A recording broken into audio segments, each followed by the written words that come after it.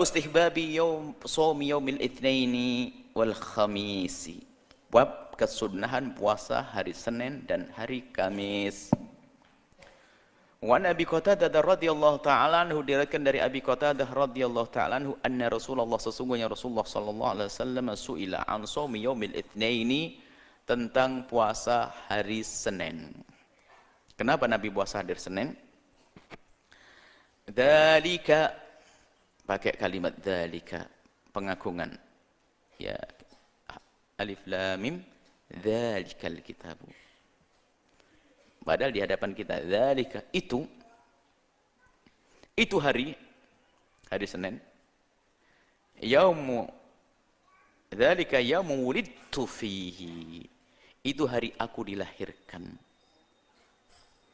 Menunjukkan kelahiran Nabi ada nilainya. Kalau enggak ada nilainya, kenapa disebut dan disambungkan dengan ibadah namanya puasa?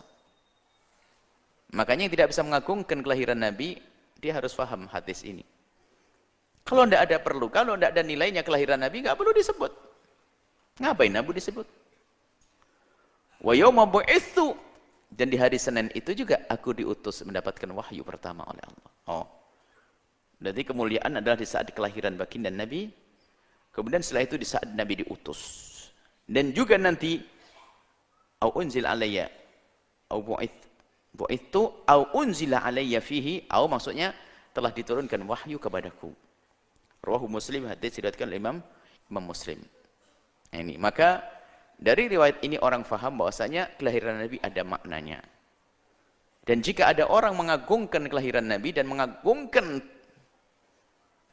risalah Nabi, adalah sama. Risalah Nabi dari Allah Subhanahu wa taala, dan Nabi adalah hadiah kita dari Allah.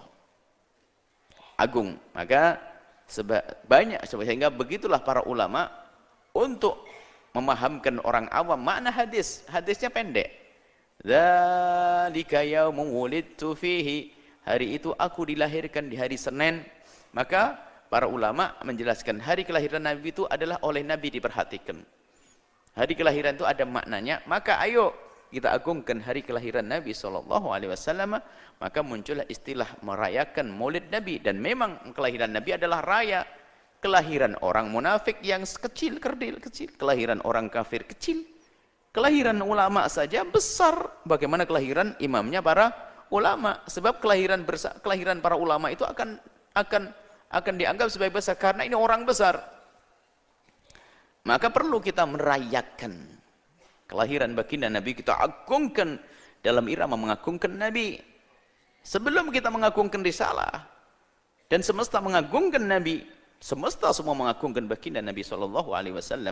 Baik ini, maka dari sinilah maka para ulama mengajak kita untuk selalu menyebut-nyebut Nabi, dimulai dari kelahiran Nabi yang luar biasa. Banyak kejadian-kejadian dahsyat terjadi.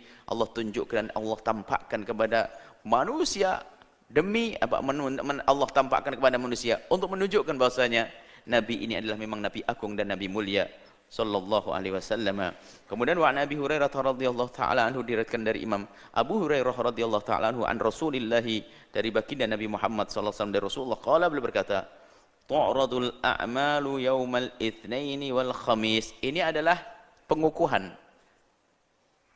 bukan berpindah lalu sudah enggak agung lagi kelahiran Nabi, enggak, ini tambahan. Maksudnya apa? Di samping itu hari kelahiranku, hari Senin hari kelahiranku, ketahuilah bahwasanya hari Senin dan Kamis itu adalah hari akan disodorkan amalku, disodorkan amal kepada Allah. Bagaimana amal disodorkan kepada Allah? Allah sudah maha tahu. Begitulah Allah membuat aturan.